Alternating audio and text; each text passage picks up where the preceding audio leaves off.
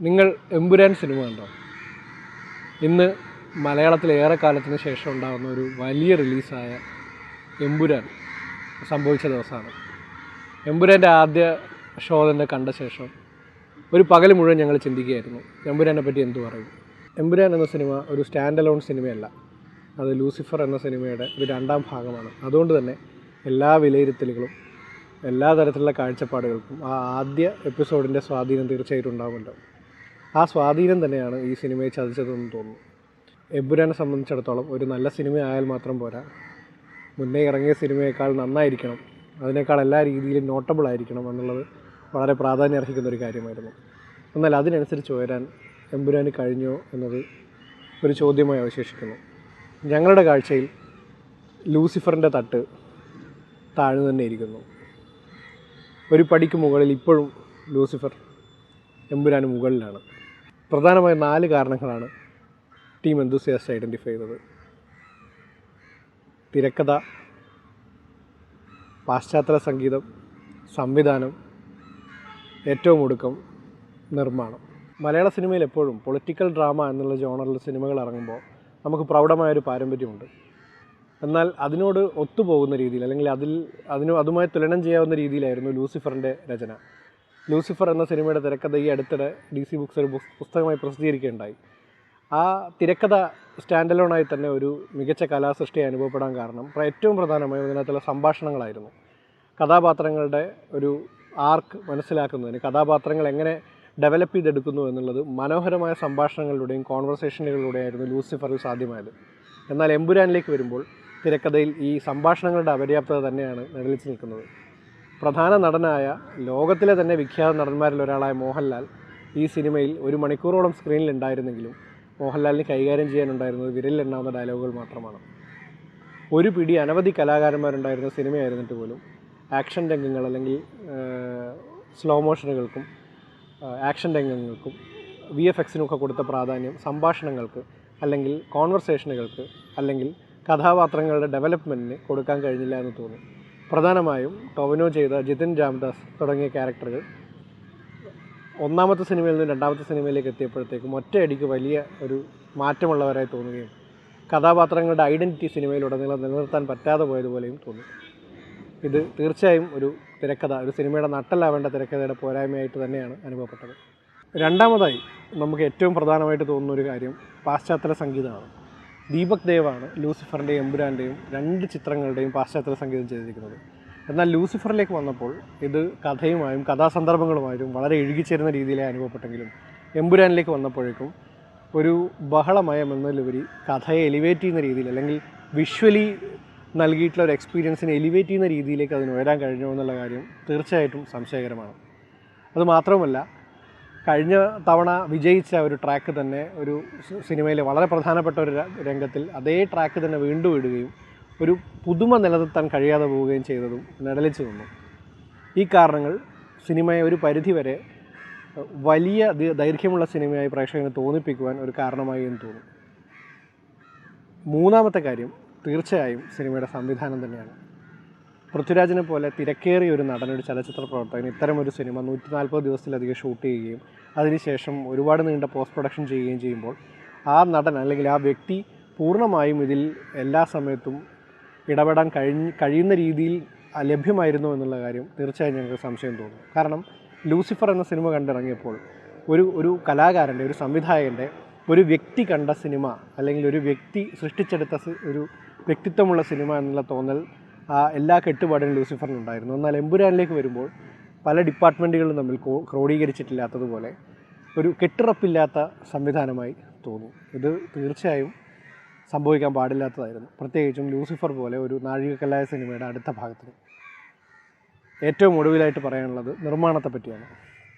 Lucifer എന്ന cinema നിർമ്മിച്ചത് ആൻ്റണി പെരുമ്പാവൂർ, ആശീർവാദ് സിനിമയ്ക്ക് വേണ്ടി ആൻ്റണി പെരുമ്പാവൂരായിരുന്നു. എന്നാൽ എമ്പുരാൻ എന്ന സിനിമ വലിയ സ്കെയിലിലേക്ക് അതിൻ്റെ സാധ്യതകളെ പരമാവധി പ്രയോജനപ്പെടുത്താൻ വേണ്ടി വന്നപ്പോൾ ലൈക്ക പ്രൊഡക്ഷൻസും പിന്നീട് ഗോകുലം ഗോപാലൻ മൂവീസും ഒക്കെ അതിനകത്ത് ഇടപെടുകയുണ്ടായി.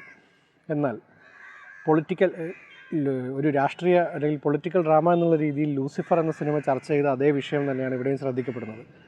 അതായത് നിങ്ങൾക്ക് വേണ്ടി ആര് സാമ്പത്തികം ചെയ്യുന്നുവോ, നിങ്ങൾക്ക് വേണ്ടി ആര് ഫണ്ടിങ് ചെയ്യുന്നുവോ, അവരുടെ താല്പര്യങ്ങളും അതിൻ്റെ എൻഡ് പ്രൊഡക്റ്റിൽ നിഴലിക്കും എന്നുള്ളതിൻ്റെ കൃത്യമായ ഉദാഹരണമായി എമ്പുരാൻ മാറുകയാണ്. വലിയ ബാനറുള്ള സിനിമകൾ ചെയ്യാൻ വേണ്ടി വലിയ തുക ചെലവിട്ടപ്പോൾ അത്തരം വലിയ ബാനറുകളുടെ സാധാരണമായി അവർ ചെയ്യുന്ന സൃഷ്ടികളുടെ ഒരു തരം റിഫ്ലക്ഷൻ പല ഭാഗങ്ങളിലും സിനിമയിൽ അനുഭവപ്പെട്ടു. ഇതും ഒരു പരിധിവരെ ഒരു പാളിച്ചയാണെന്ന് തന്നെ പറയേണ്ടി വരും. മാത്രമല്ല, നിർമ്മാതാവിന് അഭിനയിക്കാൻ അവസരം നൽകാൻ വേണ്ടി ഇത്രയും വലിയ കലാകാരന്മാരുടെ കാസ്റ്റിംഗ് ക്രൂ ഉള്ളപ്പോൾ പോലും ഒരു വക്രിച്ച രീതിയിലുള്ളൊരു കഥാപാത്രത്തിനെ സിനിമയുടെ ഏറ്റവും ചേരാത്ത ഒരു ഭാഗത്ത് ചേർക്കുകയും സിനിമയ്ക്ക് ചേരുന്ന രീതിയിലല്ലാത്ത രീതിയിലുള്ള കാസ്റ്റിംഗ് അതിൻ്റെ പ്രൊഡക്ഷന് വേണ്ടി ചെയ്യേണ്ടി വരിക എന്ന് പറയുന്നത് ഒരു സംവിധായകനെ, പ്രത്യേകിച്ച് പൃഥ്വിരാജിനെ പോലുള്ളൊരു സംവിധായകൻ ചെയ്യേണ്ടതായിരുന്നില്ല എന്നും അനുഭവപ്പെട്ടു. നിങ്ങൾ ഇത്രയും കണ്ടുവെങ്കിൽ ഞങ്ങൾക്ക് കുറച്ചുകൂടെ കാര്യങ്ങൾ നിങ്ങളുമായിട്ട് സംസാരിക്കാനുണ്ട്. ഇത് ആത്യന്തികമായി എമ്പുരാൻ എന്ന സിനിമയുടെ ഒരു ആസ്വാദനം എന്നുള്ള രീതിയിലാണ് ഞങ്ങൾ ചിട്ടപ്പെടുത്തിയിരിക്കുന്നത്. അതുകൊണ്ട് തന്നെ സിനിമയുടെ പോരായ്മകൾ മാത്രമല്ലല്ലോ പറയേണ്ടത്. സിനിമ ഒരു ചലച്ചിത്രാവിഷ്കാരമാണ്. അതൊരു കലാകാരൻ്റെ, ഒരു പറ്റം കലാകാരന്മാരുടെ കൂട്ടായ പരിശ്രമത്തിൻ്റെ ഫലമാണ്. എമ്പുരാനിലും അത്തരം വളരെ ക്രിയേറ്റീവായ മൂവുകൾ ഒരുപാടുണ്ട്. മോഹൻലാലിനെ പോലുള്ളൊരു നടനെ ഇത്രയും സമയം സ്ക്രീനിൽ വന്നെങ്കിലും അദ്ദേഹം ക്രിയേറ്റ് ചെയ്യുന്ന ഒരു ഓറ, അദ്ദേഹം ക്രിയേറ്റ് ചെയ്യുന്ന ഒരു ചുറ്റുപാട്, അദ്ദേഹത്തിന് ജനങ്ങളുടെ മനസ്സിലുള്ള സ്ഥാനം എമ്പുരാനിലും അതേപടി നിലനിൽക്കുന്നു. അതേപോലെ ചിത്രത്തിൽ എടുത്തു പറയേണ്ട ഒരു വ്യക്തിയാണ് മഞ്ജു വാര്യർ. മലയാളത്തിലെ അറിയപ്പെടുന്ന ഒരു സീനിയർ ആക്ട്രസ്സായ മഞ്ജു വാര്യർ ഏത് രീതിയിലാണ് പ്രിയദർശിനി രാംദാസ് എന്ന കഥാപാത്രത്തെ ക്യാരി ചെയ്തിരിക്കുന്നത് എന്നുള്ളത് ഏതൊരു അഭിനയ രംഗത്തേക്ക് വരുന്ന നടിക്കും ഒരു പാഠമാക്കാവുന്ന കാര്യമാണ്. ഇത്തരത്തിലുള്ള ഒറ്റതിരിഞ്ഞുള്ള ഒരുപാട് നല്ല അഭിനയ മുഹൂർത്തങ്ങൾ സിനിമയിൽ ഉണ്ടായിരുന്നെങ്കിലും ലൂസിഫറിനോളം കലാകാരന്മാരെ വാർത്തെടുക്കുവാൻ എമ്പുരാന് കഴിഞ്ഞില്ല എന്ന് തന്നെ പറയേണ്ടി വരും. ഇത്രയും കേട്ടപ്പോൾ നിങ്ങൾക്കൊരു സംശയം ഉണ്ടാവും, ഒരു സിനിമ ഇത്രയും വിമർശിക്കുമ്പോൾ അങ്ങനെയാണെങ്കിൽ ഒരു പെർഫെക്റ്റ് സിനിമ നിങ്ങൾക്ക് സൃഷ്ടിക്കാൻ കഴിയുമോ? ഇല്ല. സിനിമ ഒരു കലാസൃഷ്ടിയാണ്. അതിൽ 100% പെർഫെക്ഷൻ എന്ന് പറയുന്നത് സാധ്യമല്ല. സിനിമ ഒരു കലാകാരൻ്റെ ഒരു അശ്രാന്തമായ പരിശ്രമത്തിൻ്റെ ഫലമാണെന്നും അതിനെ പരിഗണിക്കേണ്ടത് അത്തരത്തിലാണെന്നും അതിന് അർഹമായ ബഹുമാനം നൽകേണ്ടതുണ്ടെന്നും ഞങ്ങൾ പൂർണ്ണമായും മനസ്സിലാക്കുന്നു. മോഹൻലാൽ എന്ന ലോകത്തിലെ ഒരു അതുല്യ നടനെ ഒരു മണിക്കൂർ കണ്ടിരിക്കുമ്പോൾ അദ്ദേഹം സൃഷ്ടിക്കുന്ന ഒരു ഇമ്പാക്റ്റ്, അദ്ദേഹത്തിൻ്റെ കണ്ണുകൾ സൃഷ്ടിക്കുന്ന ഇമ്പാക്റ്റ് ലൂസിഫറിലെ പോലെ തന്നെ എമ്പുരാനിലും വളരെ കൃത്യമായി ഒപ്പിയെടുക്കാൻ സിനിമാറ്റോഗ്രാഫറിന് സാധിച്ചിട്ടുണ്ട്. അതോടൊപ്പം തന്നെ ചില ആക്ഷൻ സീനുകൾ ഇത്തരത്തിലുള്ളൊരു വലിയ പ്രോജക്റ്റിനുണ്ടാവേണ്ട ഒരുപാട് വെല്ലുവിളികളെ അതിജീവിച്ച രീതി എന്നിവ സിനിമയിലെ വേറിട്ട് നിൽക്കുന്ന ഘടകമാണ്. അത്തരത്തിൽ ഒരു മലയാള സിനിമയ്ക്ക് ചിന്തിക്കാൻ കഴിയാത്ത സ്കെയിലിൽ, ചിന്തിക്കാൻ കഴിയാത്ത ചുറ്റുപാടുകളിൽ, ജോഗ്രഫിക്കൽ ലൊക്കേഷനുകളിൽ കാഴ്ചക്കാരന് ഒട്ടേറെ പുതുമ നൽകുന്ന ഫ്രെയിമുകൾ കൊണ്ടുവരുന്നതിലും സംവിധായകനും ഛായാഗ്രഹനും ഒരുപാട് ശ്രമങ്ങൾ നടത്തിയിട്ടുണ്ട്. അവ വിജയിക്കുകയും ചെയ്തിട്ടുണ്ട്. അതുകൊണ്ട് തന്നെ എമ്പുരാൻ എന്ന സിനിമ കാഴ്ചക്കാരന് ഒരു വിഷ്വൽ ട്രീറ്റാണ് എന്നുള്ള കാര്യത്തിൽ യാതൊരു സംശയവുമില്ല.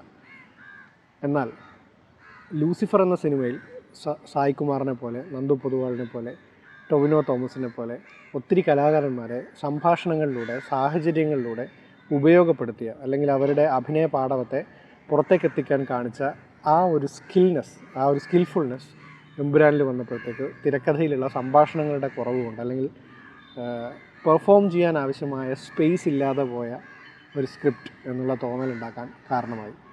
ഒരുപക്ഷെ ഈ ഇൻസ്റ്റാൾമെൻറ്റ്, അതായത് ഈ 2ാം ഇൻസ്റ്റാൾമെൻറ്റ് കഥയ്ക്ക് അല്ലെങ്കിൽ ഈ കഥാപശ്ചാത്തലത്തിന് ഉതകുന്ന രീതിയിൽ ഇത്തരത്തിലായിരിക്കാം ചിത്രീകരിക്കേണ്ടത്. അക്കാര്യത്തിൽ പൂർണ്ണമായൊരു അഭിപ്രായം നമുക്ക് രൂപീകരിക്കാൻ ഇതിൻ്റെ അടുത്ത പാർട്ടൂടെ കാണേണ്ടതുണ്ട്. അതുകൊണ്ട് തന്നെ ഈ സിനിമയുടെ വിജയം, ഈ സിനിമയ്ക്ക് ലഭിക്കുന്ന അപ്രിസിയേഷൻ തീർച്ചയായിട്ടും ഇതിൻ്റെ അടുത്ത പാർട്ടിനുള്ള ഫ്യൂവലാണ്. അതുകൊണ്ട് തന്നെ ഒരു പറ്റം കലാകാരന്മാരുടെ കൂട്ടായ്മയായ എമ്പുരാൻ എന്ന സിനിമയ്ക്ക് എല്ലാവിധ ആശംസകളും. ഈ സിനിമ നിങ്ങൾക്ക് ഓരോരുത്തർക്കും ആസ്വദിക്കാൻ കഴിയട്ടെ, ഇതിൽ കൂടുതൽ മാനങ്ങൾ നിങ്ങൾക്ക് കാണുവാൻ കഴിയട്ടെ എന്ന് പൂർണ്ണമായും ഞങ്ങൾ ആഗ്രഹിക്കുകയാണ്. നിങ്ങളുടെ അഭിപ്രായങ്ങൾ രേഖപ്പെടുത്തുമല്ലോ. ഇനി എമ്പുരാൻ കാണാൻ പോകുന്നവരോട്, നിങ്ങൾ കുടുംബവുമായിട്ടാണ് ഈ സിനിമ കാണാൻ പോകുന്നതെങ്കിൽ ധൈര്യമായിട്ട് ടിക്കറ്റ് എടുക്കാം. കാരണം ഒരുപാട് വയലൻ്റ് രംഗങ്ങൾ ഡിമാൻഡ് ചെയ്യുന്ന സ്ക്രീൻ പ്ലേ ആയിരുന്നിട്ട് പോലും ആ വയലൻസിനെ ഗ്ലോറിഫൈ ചെയ്യാതെ, അല്ലെങ്കിൽ ബ്ലഡ് ഷെഡിനെയോ ശരീരഭാഗങ്ങൾ ചെതറുന്നതിനെയോ ഗ്ലോറിഫൈ ചെയ്യാത്ത രീതിയിൽ ഒരു കൈയടക്കത്തോടു കൂടി തന്നെ സ്ക്രീനിൽ ഉൾപ്പെടുത്തുവാൻ പൃഥ്വിരാജ് എന്ന സംവിധായകൻ ശ്രദ്ധിച്ചിട്ടുണ്ട്. അത് എടുത്തു പറയേണ്ട കാര്യമാണ്. എന്നിരുന്നാലും നിങ്ങളൊരു കുടുംബമായി ഈ സിനിമ കാണാൻ പോകുമ്പോൾ 13 വയസ്സിൽ താഴെയുള്ള കുട്ടികളെ ഒഴിവാക്കുന്നതായിരിക്കും ഏറ്റവും ഉചിതം. അത് മാത്രവുമല്ല, ഒരു സിനിമ എന്നുള്ള ഒരു ടോട്ടാലിറ്റിയിൽ സിനിമ സംസാരിക്കുന്ന രാഷ്ട്രീയം, സിനിമ സംസാരിക്കുന്ന ഭൂമിക, സിനിമയുടെ ശരിയായ അർത്ഥം മനസ്സിലാക്കാൻ 16 വയസ്സെങ്കിലും തികഞ്ഞ വ്യക്തിക്ക് കഴിയൂ എന്ന് തോന്നുന്നു. അത് പറയുമ്പോൾ തന്നെ സിനിമയിൽ എഴുത്തുകാരൻ്റെ സംഭാഷണങ്ങളുടെ കുറവിനെ പറ്റിയും തെറ്റുകുറ്റങ്ങളെപ്പറ്റി നമ്മൾ ഒരുപാട് സംസാരിച്ചെങ്കിലും എഴുത്തുകാരൻ പൂർണ്ണത കണ്ടെത്താൻ ശ്രമിച്ച ഒട്ടേറെ മേഖലകളും ഈ സിനിമയിലുണ്ട്. പ്രത്യേകിച്ചും സിനിമ നമ്മളോട് പറയുന്ന രാഷ്ട്രീയം, പ്രത്യേകിച്ചും കേരള രാഷ്ട്രീയത്തിൽ ഭാവിയിൽ സംഭവിച്ചേക്കാവുന്ന അല്ലെങ്കിൽ ഇന്നത്തെ കേരളത്തിൽ സംഭവിച്ചുകൊണ്ടിരിക്കുന്ന ഇന്നത്തെ ഇന്ത്യയുടെ മൊത്തത്തിലുള്ള സാംസ്കാരിക രാഷ്ട്രീയ സാഹചര്യങ്ങളെ അതേപടി പകർത്തിക്കൊണ്ട് അല്ലെങ്കിൽ അതിൽ നിന്നും പ്രോത്സാഹനം ഉൾക്കൊണ്ടുകൊണ്ട് ഒരു കലാകാരൻ്റെ സൃഷ്ടിയിൽ കൊണ്ടുവരാവുന്ന എല്ലാ സ്വാതന്ത്ര്യവും ഉപയോഗിച്ചുകൊണ്ട് തന്നെ ഇന്ത്യൻ രാഷ്ട്രീയത്തെപ്പറ്റിയും കേരള രാഷ്ട്രീയത്തെപ്പറ്റിയും വളരെ നല്ല ചിന്തകളാണ് നമുക്ക് മുന്നിലേക്ക് മുരളി ഗോപി എന്ന എഴുത്തുകാരൻ തുറന്നിടുന്നത്. ഈ കാര്യം സിനിമ കണ്ടവർ ശ്രദ്ധിക്കാതെ പോകരുത്.